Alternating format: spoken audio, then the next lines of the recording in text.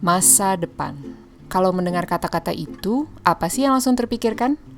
Apa kira-kira hubungan kita dengan masa depan? By the way, sebelum menjawab pertanyaan ini, tentunya perlu juga dipikirkan, apa sih hubungan kita dengan masa lalu? Dan untuk itu saya selalu teringat quote, masa lalu itu seperti budaya negara lain. Mereka punya kebiasaan yang asing buat kita. Anyway, kalau lagi mikirin masa depan, ada orang yang menganggap masa depan itu seperti mengocok dadu. Ada sejumlah kemungkinan, tapi hasilnya ya tergantung yang mengocok. Dan ada faktor keberuntungan.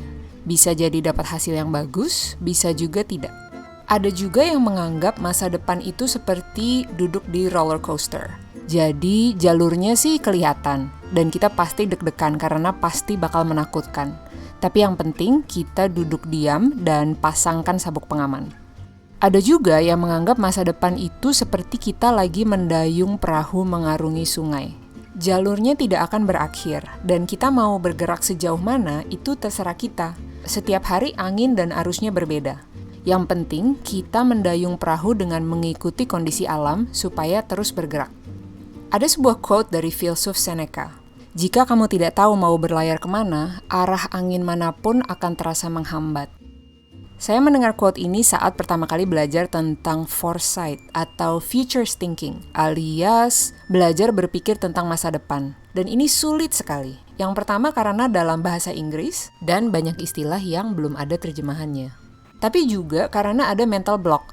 Bagaimana caranya berpikir tentang masa depan? Kan masa depan itu tidak bisa diprediksi.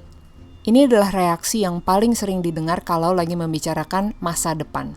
Yang bisa dipelajari dari foresight adalah walaupun masa depan tidak bisa diprediksi, tapi bisa diantisipasi. Dan itu bisa dilakukan secara sistematis.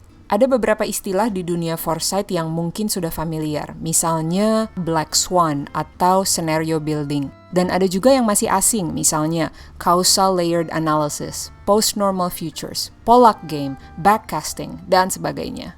Tapi secara umum, ada beberapa hal yang bisa dipelajari dari foresight. Yang pertama, the future doesn't come from nowhere. Sebenarnya ada arus-arus kecil yang menunjukkan kita lagi menuju kemana. Kadang sebelum kita buru-buru memecahkan masalah, kita perlu mendengarkannya. Apakah ini isu berulang dan ada nggak ya tren yang bisa dibaca? Yang kedua, ada lebih dari satu masa depan. Karena itu studinya sering disebut future studies atau jamak. Dalam membicarakan alternatif masa depan, kita harus berani membicarakan bukan cuma skenario yang bagus-bagus, tapi juga skenario yang tidak diinginkan, atau istilahnya disown future. Misalnya, yang bayar cicilan rumah, gimana kalau Jakarta tenggelam? Atau harus pindah ke ibu kota baru? Mungkin ini pertanyaan yang tidak nyaman, tapi kalau kata seorang ahli foresight, bertanya what if sekarang akan mencegah bertanya what now di masa depan. Yang ketiga, masa depan tidak bisa diprediksi, tapi bisa dibicarakan bareng. Kata seorang teman, bahasa Indonesianya foresight itu kan bukan ramalan, melainkan prakiraan. Futures thinking mengajarkan untuk bersama-sama memikirkan masa depan macam apa yang ingin kita tinggali, alias preferred future. Makanya foresight itu sering dipakai sebagai bentuk mengumpulkan aspirasi masyarakat dalam membentuk kebijakan publik. Karena belum cukup untuk mengatakan di 2045 masyarakat mau hidup enak. Kita harus bisa mengartikulasikan mau hidup yang seperti apa, hubungan sosial apa yang dicari, dan bagaimana kita berinteraksi dengan teknologi dan alam.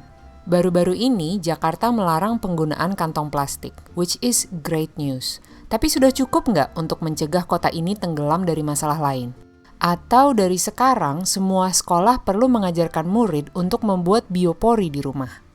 Dengan membayangkan masa depan, kita bisa menarik garis ke perilaku yang perlu kita lakukan hari ini. Seperti kata Alan Kay, the best way to predict the future is to invent it. Kamu baru saja menyaksikan episode terbaru dari Weak Ties. Saya Tika Anindya. Please leave a comment kalau kalian masih penasaran tentang foresight. Sampai ketemu lagi!